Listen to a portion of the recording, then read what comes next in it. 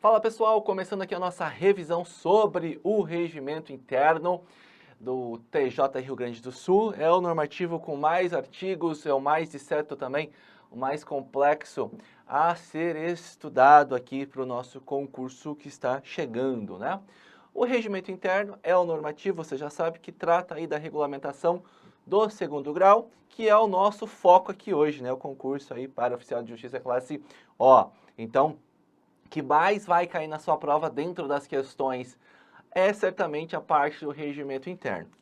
Nada também aí o tamanho dos artigos, eu separei aqui os tópicos principais, aqueles tópicos que têm mais incidência em provas, né? É lógico, não tem como falar tudo aqui, para isso a gente teve já o curso aí regular para o edital, abrangendo todos os tópicos do seu conteúdo.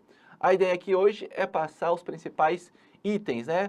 Aí acerca das sessões, das audiências, da estrutura dos órgãos, quórum de julgamento, são esses pontos principais.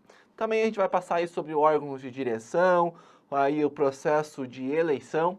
Então a gente vai concentrar entre todos os normativos que a gente precisa estudar, a gente vai centralizar os esforços justamente no regimento interno, porque justamente a probabilidade de ter mais questões de regimento interno, ela é muito grande em razão aí da quantidade de aulas, né, de conteúdo que nós temos para esse normativo. Sem perder mais tempo, vamos começar aqui já falando dos órgãos, né?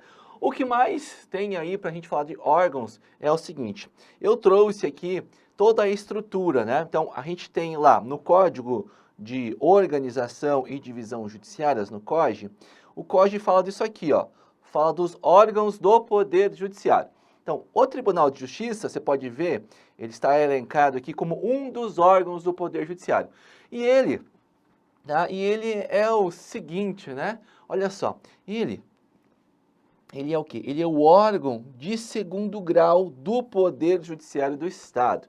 E esse órgão de segundo grau, você tem que saber, ele é composto pelo quê? Por desembargadores. Perfeito, tá? Mas nós temos também outros órgãos aqui do Judiciário. Os tribunais do júri, juízes de direito, juizados especiais, juízes de paz e os pretores. Tudo isso aqui, ó, tudo isso aqui, ele é elencado, enumerado e trabalhado no Código de Organização e Divisão Judiciárias do Estado. Perfeito? No que tange ao Tribunal de Justiça, e aí sim, o nosso foco aqui, o regimento interno, ele trata disso. O regimento interno fala também um pouquinho do Tribunal de Justiça, é claro, mas o Tribunal de Justiça, sendo o órgão de segunda instância, ele se divide em outros órgãos para poder atender as demandas, né? Então nós temos o Tribunal Pleno, que você já sabe é o órgão mais importante da estrutura, é o órgão máximo tanto em questões jurisdicionais quanto administrativas dentro do tribunal, as matérias mais sensíveis que impactam tanto a sociedade quanto impactam a própria estrutura, organograma e funcionamento do Tribunal de Justiça, ele é tratado e regulamentado ali, discutido no Tribunal Pleno. Só que assim, hoje o TJ Rio Grande do Sul, ele tem, apesar de não ter todos em atividade, o regimento interno fala que são 170 desembargadores. Tu imagina como é complexo reunir toda essa galera e todos esses desembargadores em uma sessão ali no plenário para deliberar alguma coisa. Por isso que a Constituição Federal autoriza os tribunais, aí que tenham mais de 25 julgadores, a constituírem um órgão especial que deve ter entre 11 e 25 membros para exercer funções o quê? Delegadas do Tribunal Pleno. Então, o Tribunal Pleno lá em cima, aqui, ele delega para o órgão especial as atividades. E esse órgão especial, ele é formado aqui por 25 membros. A gente vai falar de todos eles, tá bom? Aí nós temos também turmas de julgamento, nós temos grupos de câmaras cíveis e grupos de câmaras criminais, câmaras especiais, Câmara da Função Delegada dos Tribunais, as separadas também, cíveis e criminais. Aí nós temos aqui também, né, a presidência, a vice-presidência, conselho da magistratura, corregedoria, as comissões, os conselhos e o centro de estudos. Todos esses são órgãos do quê? Lembre-se, órgãos do Tribunal de Justiça, tá? Não são, a gente não classifica eles como órgãos do Judiciário, mas sim como órgãos do Tribunal de Justiça. Uma pergunta de prova que você deve saber já é que todos esses membros aqui, ó, eles são constituídos por quê? Por desembargadores, tá bom? São todos desembargadores. Eu recebi uma pergunta esses dias no fórum que falava assim, professor, existe alguma hipótese em que nós vamos ter atuação de juiz de direito em uma dessas órgãos aqui? Existe, né? O regimento interno trata de hipóteses específicas de substituição e também, às vezes, para complementar o quórum de julgamento. Mas, para nossa sorte, isso aí não é abordado nos nossos itens, tá bom? Então, essa é a estrutura. Sempre tem uma pergunta de prova perguntando, é órgão do Tribunal de Justiça ou não é? É órgão ou não é? Aí, outra pergunta também é sobre a composição de cada um destes órgãos, tá? Além, é claro, da competência de cada um deles. A parte de competência, galera, é sentar a bunda na cadeira e ler 1, 2, 3, 4, 5, 10 vezes até você conseguir identificar que aquelas competências são atribuíveis aqui, são de competência de um determinado órgão aí do Tribunal de Justiça. Né, como dica, né, quanto mais complexa e mais sensível a matéria, maior a sua hierarquia. Então, né, maior o órgão aqui que vai deliberar sobre isso.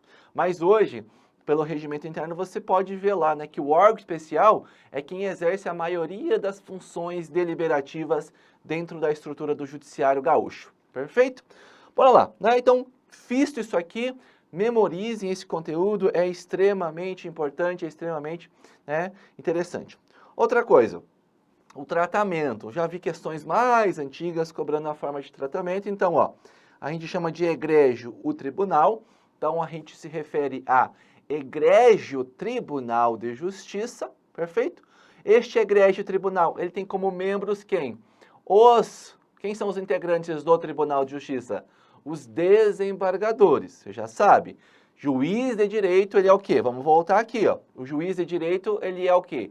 Um órgão do Poder Judiciário. Quando a gente fala de desembargadores, desembargador é um órgão do Poder Judiciário?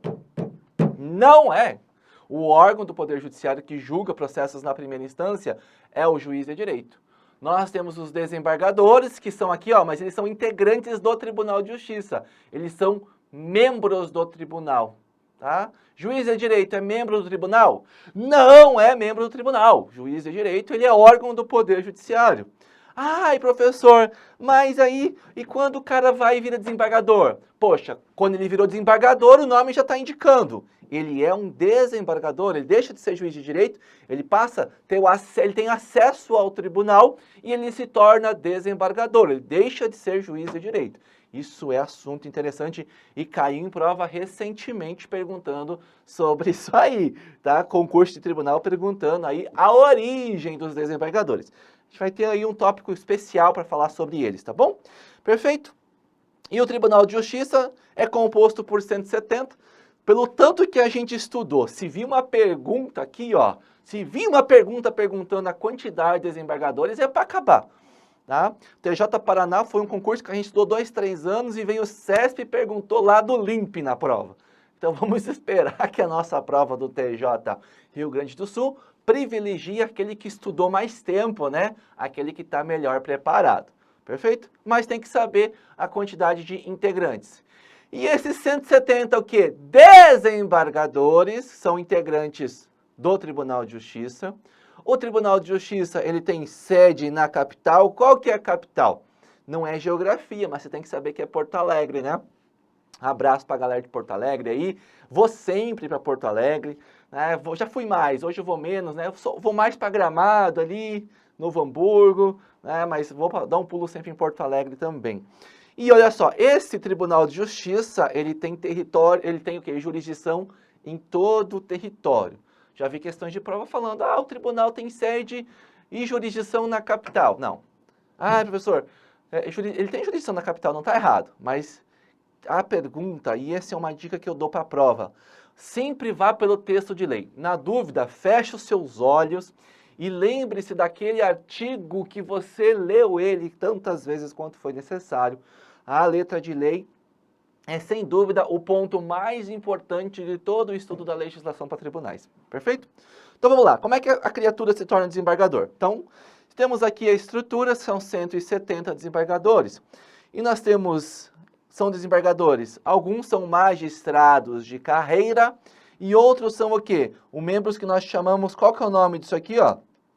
Quinto constitucional. Esse quinto constitucional, ele é formado por membros oriundos do Ministério Público do Estado do Rio Grande do Sul, é o MP estadual, e também de advogados da seccional do Estado do Rio Grande do Sul. É evidente, tá bom? Esses magistrados aqui são escolhidos pelo órgão especial. Quais são os dois critérios? Antiguidade e merecimento de forma alternada. Então, quando surge uma vaga de desembargador, o Tribunal de Justiça, ele solta um edital ali. Solta um edital do quê? Um edital de acesso ao tribunal. Aí nós vamos verificar lá os magistrados que preenchem os requisitos. Ó, se for ali para preencher a vaga como desembargador por antiguidade, tá? A gente vai, é o mais antigo aqui, venha, né? Venha, meu amigo, você agora é desembargador. Não, os juízes têm aí inamovibilidade e tal, então eles têm que se candidatar ao cargo de desembargador. Aqui na minha comarca, vocês já sabem, eu sou servidor do Poder Judiciário e eu exerço a função de oficial de justiça aqui no Paraná. A gente tem um nome diferente, técnico judiciário cumpridor de mandados, mas é o cargo por qual você certamente aí deve estar concorrendo, oficial de justiça classe O. Então é a mesma coisa de estado para estado, só muda o nome, exatamente a mesma função. A gente tem aqui um juiz, ele deve estar em 12º na lista de antiguidade dos juízes de entrância final do Paraná. Até hoje ele nunca pediu para ser desembargador, ele não tem interesse por enquanto. Então nós temos que o juiz ele tem que se candidatar a essa vaga. E os critérios são antiguidade e merecimento de forma alternada. Esses aqui, eles formam, né, a maior quantidade. Então 4/5, ou você pode falar que é 80%, a maioria dos desembargadores, a maioria dos integrantes do tribunal são magistrados de carreira. Mas 1/5, né, que são 20%, ele é reservado a membros oriundos da classe da advocacia, a gente pode chamar eles de juristas também, e também a membros do Ministério Público. Lembrando, membros do Ministério Público com mais de 10 anos de carreira e advogados com mais de 10 anos de atividade, reputação ilibada e notório saber jurídico, tá bom? Quando surge uma vaga, tá? Ó, quando surge uma vaga de desembargador, o que acontece? O tribunal comunica o órgão de origem. Então, se surgir uma vaga de desembargador, a gente tem que verificar, é membro do 5º ou é membro de carreira? É membro do 5º. Esse membro do 5º, ele era promotor ou era advogado na sua origem? Ele era, então, sei lá, ele era promotor. Então, a gente vai oficiar ao Ministério Público, porque o Ministério Público que precisa indicar os membros. E eles vão indicar como? Uma lista sêxtupla. Eles vão indicar a lista com 6 nomes, tá? Agora, se porventura essa vaga deve ser preenchida por membros oriundos da classe dos advogados, cabe somente a OAB indicar esses nomes, tá? E de quanto em quanto tempo que eles fazem essa indicação? Gente, quando surge uma vaga. Geralmente, quando o desembargador se aposenta aos 75 anos, ou então, ó, bate as botas e sobe. Tá? Quando ele morre, vai para o plano superior, aí surge uma vaga. Por que eu estou falando isso? Porque você tem que saber que os cargos de desembargadores são providos de forma vitalícia. Tanto magistrados de carreira quanto membros oriundos do 5º Constitucional, ao tomar posse no cargo de desembargador, eles já são vitalícios, não tem estágio probatório, não tem nada. Simplesmente já são ali vitalícios a partir da posse. Bacana? Então, a OAB ou o Ministério Público, perfeito, vão elaborar suas indicações. Essa lista é encaminhada para o tribunal. O presidente do tribunal vai solicitar informações a todos os magistrados do Estado, mas não são todos que precisam responder, né? Eles têm o prazo de 10 dias para responder, se tiver alguma coisa contra, ele vai falar contra. Agora, se ele tiver alguma coisa a favor, ele pode falar alguma coisa a favor, mas se não soube nada, não fala nada, né? E essas indicações são encaminhadas, tá? Essas respostas são encaminhadas também para o órgão especial. E após este prazo, nós vamos convocar uma sessão do órgão especial, perfeito? E nessa sessão, aí nós podemos ter ali a entrega dos currículos pelos membros que estão candidatos, pode fazer o seu lobby, né? E na mesma sessão, o órgão especial vai votar e vai transformar essa lista que chegou com 6 nomes em uma lista com 3 nomes. Precisa do voto da maioria absoluta dos integrantes do tribunal e a votação é secreta. Aí essa lista formou 3 nomes, o que vai acontecer com essa lista? Essa lista vai para o governador. Gente, pergunta de prova. Quem é que nomeia os membros oriundos do 5º Constitucional? Os desembargadores que serão membros do tribunal oriundos do 5º são nomeados pelo governador do estado. Ou você pode encontrar ali também chefe do poder executivo, tá? Gente, o governador só nomeia os membros do 5º Constitucional. Os membros de carreira são escolhidos pelo próprio Tribunal de Justiça, de acordo com as regras próprias. Perfeito? E o governador tem o prazo de 20 dias para fazer essa nomeação. E se não nomear? Então, tem omissão nesse ponto aqui do regimento interno, tá? Mas na prática, nós vamos investir aquele mais votado, perfeito? Se tiver alguma coisa nesse sentido, vai ser ali investido mais votado, mas não tem essa regra no regimento interno, tá bom? Então, lembrando, tá? Governador só vai escolher, vai nomear um destes 3 nomes quando forem oriundos do 5º Constitucional. Quando não forem oriundos do 5º, aí cabe ao próprio Tribunal de Justiça efetuar aí os trâmites, a nomeação e a posse dos integrantes. Beleza? É regrinha bacana aqui para a gente estudar. Gente, é importante também, de acordo com as regras constitucionais, para a indicação de magistrados de carreira, só podem ser aqui indicados aqueles que forem aí magistrados da última entrância. Então, aqueles que devem estar atuando na última entrância da classificação do Judiciário Gaúcho. Como não é um assunto que está ali no Código de Organização para nós tratarmos, nós também não vamos passar por isso. Mas a Constituição diz que para ser indicado aqui, ó, magistrado de carreira, ele deve ser aí magistrado de última entrância, ou né, da categoria mais elevada, da entrância mais elevada dentro do Judiciário. Perfeito? Visto isso, a parte aqui dos membros, eu acho que eu já abordei todos, lembrei de tudo que precisava falar aqui, tá bom? Quando é magistrado de carreira, nós vamos ter os 2 critérios, antiguidade e merecimento. Na antiguidade, em tese, nós vamos pegar aquele que se inscreveu e é o mais antigo, é aquele que foi investido. Mas o tribunal precisa aprovar este nome também. Só pode recusar por voto de 2/3 o nome do mais antigo. Pode recusar se votar em não, se não atingir 2/3, não tem jogo, ele vai ser investido.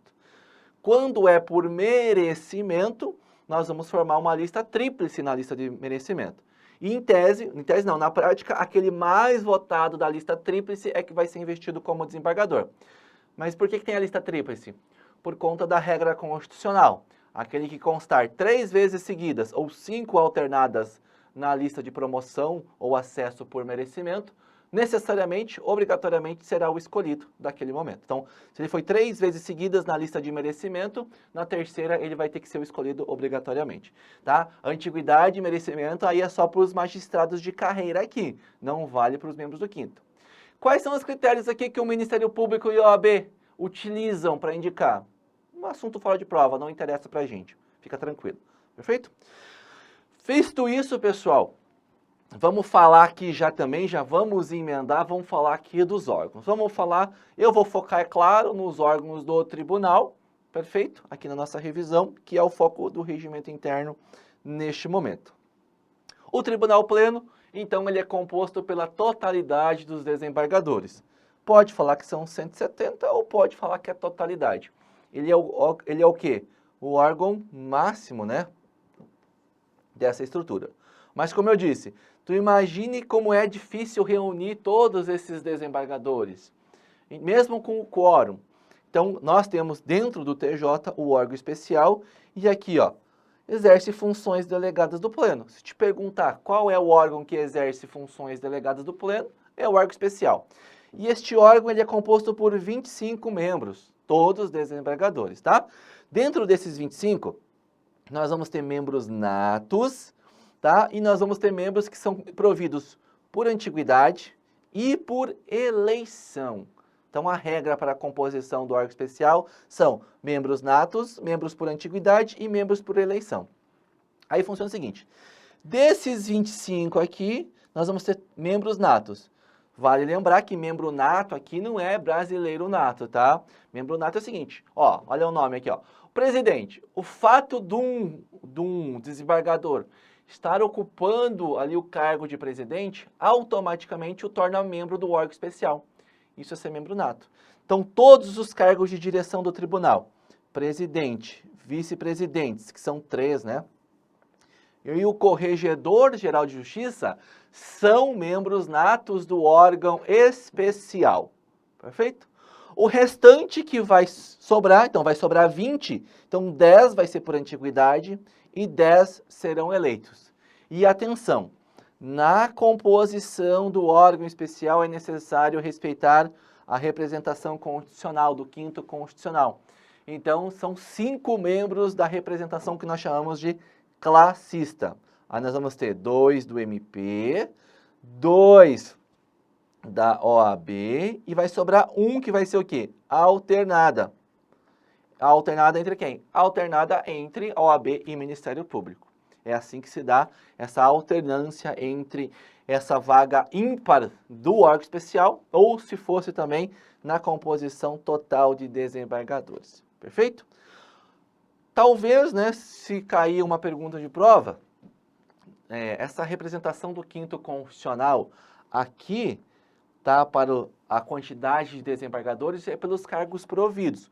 Porque essa alteração para 170 ela não é muito antiga, é uma alteração um pouco recente que aumentou a quantidade de desembargadores do TJ Rio Grande do Sul. Perfeito? Então, a representação, se a gente tiver 150 providos, são 150 ali a proporcionalidade de 1/5. Perfeito? Então, esses são os órgãos mais importantes, o que se mais cobra em prova é justamente sobre estes dois. Dá uma olhadinha nas competências de cada um que vale a pena. Nós temos a seção civil, ela é constituída pelas turmas, pelos grupos e pelas câmaras, o quê? Cíveis separadas, perfeito? E a seção civil, ela vai se dividir em seção de direito público e seção de direito privado. Por quê? Justamente é a matéria que ela vai tratar, né? A de direito público, ela é composta por 3 grupos cíveis e também pela 25ª Câmara Civil. Aí tem aqui, ó. O primeiro grupo é formado pela 1ª e 2ª Câmara, o segundo grupo pela 3ª e 4ª, e o 11º grupo aí pela 21ª e 22ª Câmaras. Bacana? Nós temos a seção de direito privado, aí ela tem mais composição, por isso que ele pula aqui, ó, pula a quantidade. Não está errado não, tá? Então aqui, ó, o primeiro grupo e o segundo grupo, tá? Eles são da seção de direito público, assim como o 11º grupo. Por que aconteceu isso? Porque na composição original eram 10, então nós temos aqui, ó, agora 8 grupos cíveis, e aí nós temos o 3º, o 4º, o 5º, o 6º, o 7º, o 8º e o 9º e 10º grupo aqui da parte da seção de direito privado. Bacana? Então depois ele ainda, né, foi que precisou lá e criou então mais um grupo que tratou aqui da seção de direito público. Quando a gente tiver uma nova criação de uma nova, sei lá, de um novo grupo, tá? Aí ele vai seguindo a sequência, 12º grupo e assim sucessivamente, tá bom? As turmas de julgamento, então a seção de direito público é constituída aqui de 2 turmas de julgamento e a seção de direito privado, ela é composta por 3 turmas de julgamento. Isso também tem que saber. Os grupos de câmaras cíveis, e aí olha só, os grupos cíveis são formados por 2 câmaras. A 1ª e a 2ª compõem o primeiro grupo, a 3ª e a 4ª o segundo grupo e assim sucessivamente. Nós temos as câmaras cíveis separadas, elas compõem-se de até 5 julgadores e precisa da presença de pelo menos 3 membros, né? Esse aqui é o quórum. Agora, a seção criminal, ela é constituída também pelas turmas, grupos criminais e câmaras criminais separadas. Aí nós temos os grupos criminais. São 4 grupos criminais, cada um formado por 2 câmaras. Então, a primeira e a segunda compõem o primeiro grupo, a terceira e a quarta o segundo grupo, a quinta e a sexta o terceiro, e a sétima e oitava, né, o quarto grupo. Perfeito? Nós temos as câmaras criminais separadas, também compõem-se de até 5 julgadores, e apenas 3 participam do julgamento.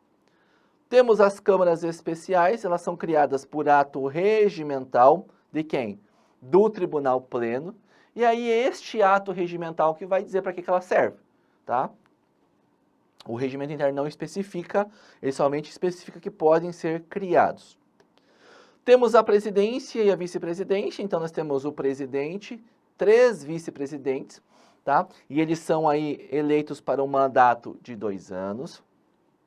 Temos também ali como órgão da cúpula diretiva a corregedoria, né, o Corregedor-Geral de Justiça. Ele também é um desembargador que foi eleito para um mandato de 2 anos. Nós temos o Conselho da Magistratura, que é formado por 7 membros. Nós temos todos os membros da cúpula diretiva, perfeito? E mais 2 desembargadores que são eleitos. Legal? Temos as comissões e conselhos, então nós temos as comissões permanentes de concurso, de organização judiciária, regimento, assuntos administrativos e legislativos, de biblioteca, de jurisprudência e apoio à pesquisa, e também de segurança. Temos os centros de estudo, que têm por objetivo o aprimoramento e a difusão cultural de todos os desembargadores quanto a temas pertinentes às finalidades da Corte. O centro de estudo será dirigido por um órgão executivo e é composto um coordenador e 4 coordenadores adjuntos que são eleitos ali pelo órgão especial. E aí vai ter as matérias específicas no qual eles são tratados, perfeito? Essa era a primeira parte aqui acerca, né, da nossa revisão, acerca, já falando bastante aqui da composição dos órgãos. Esse é um assunto que sempre é cobrado, tá bom? Vamos lá, vamos avançar aqui. Vamos já falar dos demais, tá? Dos demais órgãos. Nós temos aqui o Tribunal Pleno. Agora a gente vai adentrar as especificidades de cada um. Tribunal Pleno. Então a gente já sabe, ele é composto pela totalidade de desembargadores, são 170. Para funcionamento, né, ele precisa da presença de 2/3 dos cargos providos. Aí, se não for alcançado, ali, vai convocar uma sessão extraordinária para o quê? A data mais próxima. Nós podemos aqui também aí, né, nessa convocação extraordinária, o quórum é diferente, é maioria absoluta. E eu acredito que você já saiba a teoria das maiorias. Mas vamos lá.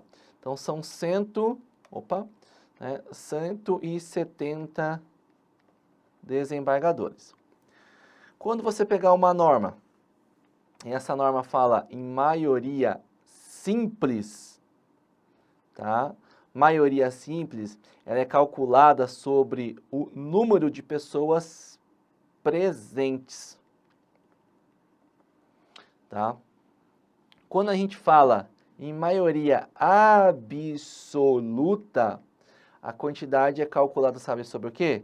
Pelo número de membros. E quando a gente fala de 2/3, é também calculado sobre o número do quê?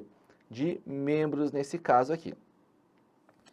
Perfeito? Então, olha só. A maioria absoluta, tá? Vamos dizer que estejam providos os 170 cargos, tá? Qual que é a maioria absoluta?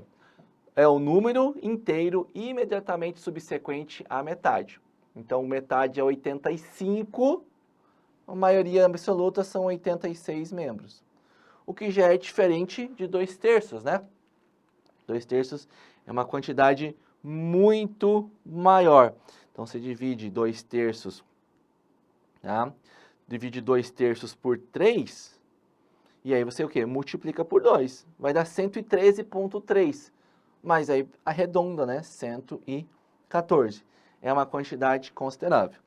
Quando a norma falar para você que a deliberação, o voto ou a decisão, ela deve ser tomada por maioria absoluta, ela vai ser calculada pelo número do quê? De desembargadores. Agora, se a norma falar para você que a decisão vai ser tomada por maioria simples, aí a gente tem que aferir a quantidade de pessoas presentes. Bom, vamos dizer que nós tenhamos 100 pessoas presentes aqui. Aí nós temos que fazer o cálculo, né? A maioria simples, ela representa a metade mais um número inteiro superior. Então, representa 51. Agora, se nós temos os 100 presentes, mas é necessário a manifestação de maioria absoluta, ele vai igual considerar essa quantidade aqui. Então, maioria absoluta vai sempre considerar a quantidade de membros. Precisa de 86. Por isso que tem aquela discussão, né? De alcançar o quórum, não conseguir quórum, etc, etc. Então, nós temos aqui também essa questão do quórum. Quem vai presidir os trabalhos do Tribunal Pleno? É o presidente do tribunal, evidentemente, e ele vai ser substituído nas suas ausências de forma sucessiva. Se ele não estiver, o primeiro vice. Se o primeiro vice não estiver, o segundo vice. Se o segundo não estiver, o terceiro vice. E se o terceiro vice não estiver também, atenção, desembargador mais antigo, tá? Não corregedor geral. Bacana? E basicamente, né, o Tribunal Pleno é quem tem competência para eleger. Quando falar em eleições, quase que 100%, ou seja, 99% das vezes, ele está se referindo ao Tribunal Pleno. Não é todas, mas a grande maioria. Então, os cargos mais importantes aqui, ó, presidente, vice-presidente, corregedor geral, e metade dos membros do órgão especial são eleitos pelo Tribunal Pleno. Perfeito? Mapinha para você fixar. Ó, cargos de direção, só para reforçar, nós temos o presidente, os 3 vice-presidentes e o corregedor geral. A eleição para escolha é realizada pelo Tribunal Pleno. Aí tem o período, né, entre a segunda-feira de novembro e a primeira segunda-feira de dezembro. Precisa de voto da maioria absoluta dos presentes, é o termo que é utilizado aqui no regimento. Havendo empate ou não atingido a maioria absoluta, vão concorrer apenas os 2 mais votados. E havendo empate, vai ser considerado eleito o mais antigo. Então, olha, no caso que nós tenhamos lá que atingir a maioria absoluta, e aí não atingiu a maioria absoluta, nós vamos ter que fazer uma nova eleição, só que a gente pega somente os 2 mais votados que se candidataram. E eles concorrem a este escrutínio, tá? E aí ele vai ter que maioria simples de votos. Bacana?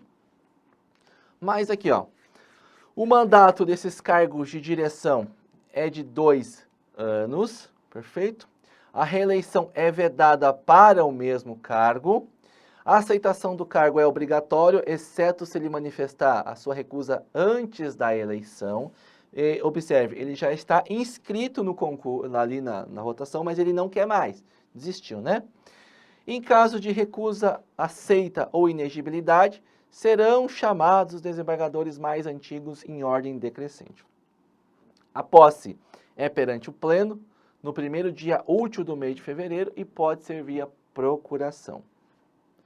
Temos aqui ainda a acumulação de cargos, né? O eleito como membro efetivo, ao ser empossado, perde automaticamente a titularidade de outra função eletiva. É difícil isso acontecer, porque os cargos de direção, eles têm ali, né, os mandatos, né, similares, né? Eles começam na mesma data e terminam na mesma data. Todavia, nós podemos ter a escolha do membro para ser ali como o desembargador que vai representar o Tribunal de Justiça no Tribunal Regional Eleitoral. Então, isso enseja a perda deste cargo ali também. No caso de vacância, olha só, presta atenção, no caso de vacância do presidente, assume o primeiro vice. No caso de vacância do primeiro vice, assume o segundo vice. No caso de vacância do segundo, assume o terceiro vice. No caso de vacância do terceiro vice, nós temos novas eleições para o cargo de terceiro vice-presidente. E no caso de corregedor geral, também nós temos aqui, ó, nova eleição. Bacana? E tem uma observação bem importante para vocês aqui. Se o prazo que faltar para completar o período for inferior a 1 ano, os novos presidente, vice-presidente e corregedor poderão ser reeleitos para o período seguinte. É a única exceção acerca da reeleição. Porque você tem que pensar o seguinte, a reeleição é vedada para o quê? O mesmo cargo. Então, ele foi aqui, por exemplo, corregedor geral. Ele pode se candidatar para ser corregedor de novo? Não pode. Mas ele pode se candidatar para ser lá, sei lá, primeiro, segundo ou terceiro vice-presidente? Aí ele pode. Bacana? E essa era aí a primeira parte da nossa revisão. A gente vai aí com gasto total, a gente vai levando aí até o próximo bloco.